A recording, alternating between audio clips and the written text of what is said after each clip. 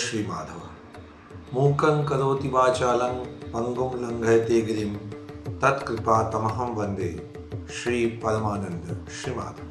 पहुंच जाए द्वादश माधव जो एक प्रयास है मेरा वो आप तक पहुंचे। तो आइए आज हम चर्चा करेंगे चतुर्थ पीठ की।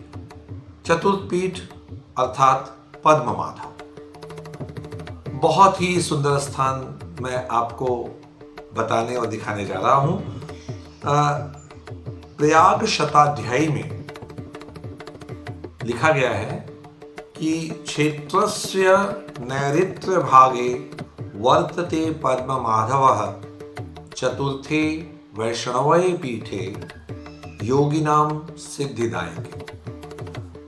पौराणिक चर्चा अगर हम करें तो हम पाएंगे कि प्रयागराज के नैऋत्य कोण में श्री पद्म माधव विराजमान हैं। योगियों को सिद्धि प्रदान करने वाले हैं। जब आप प्रयागराज से रीवा वाले सड़क पर यानी रीवा रोड पर जो मध्य प्रदेश के लिए जाती है, जब आप प्रयागराज से शुरू होते हैं, यमुना जी के श्री श्यामा प्रसाद सेतु को पार करते हैं और सीधे रीवा रोड पर लगभग 15 किलोमीटर आगे चलते हैं तो एक स्थान पड़ता है घूलपुर। आप घूलपुर से भीटा का मार्ग पूछ लें। भीटा का मार्ग घूलपुर मुख्य मार्ग से दाहिनी तरफ है और भीटा पहुंचकर वहां पर एक ग्राम है बीकर देवरिया। बीकर देवरिया बहुत प्राचीनतम स्थान है। ये एक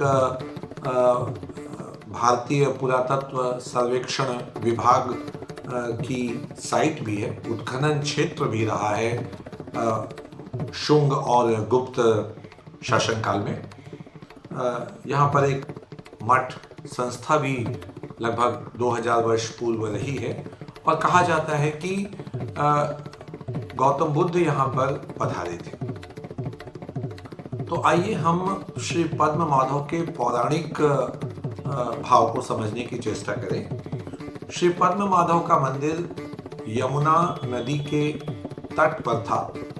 आज ये मंदिर श्री यमुना जी के अंदर चला गया है, लेकिन बरसात के महीनों के अलावा अन्य महीनों में आप आराम से चलकर इस मंदिर तक पहुंच सकते हैं। चट्टान के रूप में यह मंदिर दिखाई देता है।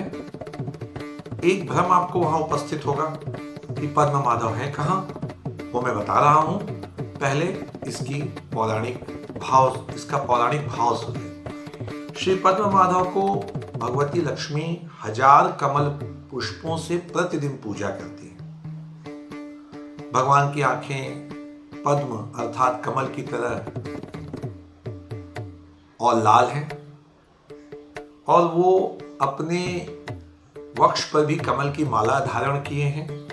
सभी प्रकार के भय से वो इस क्षेत्र के लोगों की रक्षा करते हैं और भगवान ने स्वयं ही पद्म पुराण में कहा है कि पद्म माधव का स्थान मुझे वैकुंठ से भी अधिक प्रिय है। यहाँ श्री पद्म माधव की भक्ति भाव से पूजा करने पर सौभाग्य, अचल संपत्ति, पुत्र पौत्र आदि की प्राप्ति होती है।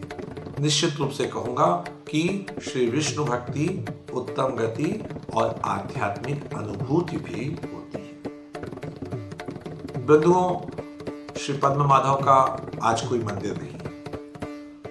जब आप इस स्थान पे पहुंचेंगे तो अंग्रेजों ने इस स्थान को कहा था द हैंगिंग टेम्पल।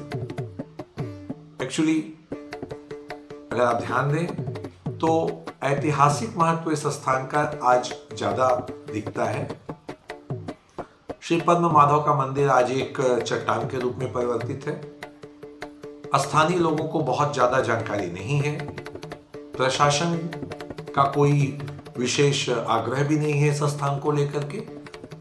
तो आपको मैं सहयोग करता हूं कि आप कैसे श्री पद्म माधव का दर्शन करें। जब आप इस स्थान पे पहुंचते हैं, आप चित्र में देख पा रहे होंगे, इस चट्टान पर बाएं हाथ पर 3 आकृतियां बनी।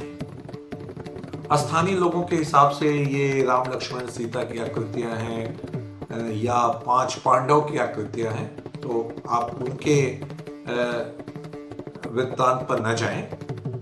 आप स्वयं जब इस स्थान पर पहुंचेंगे तो वो जो 3 आकृतियां बाईं तरफ बनी हैं और संभवतः वो लाल रंग से रंगी हुई हैं, ध्यान से देखने पर आप पाएंगे कि ये तीनों खड़ी अवस्था में चतुर्भुज आकृतियां,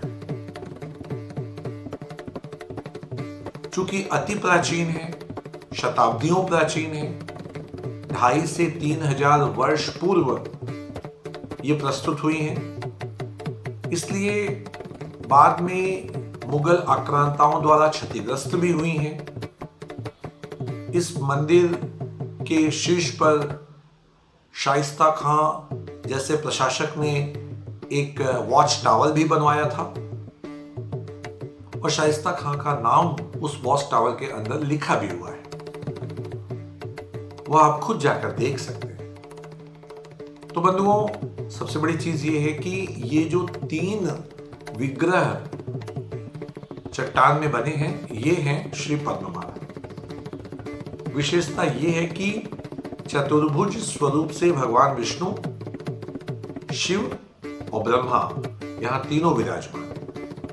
इस स्थान की यही सबसे बड़ी विशेषता है।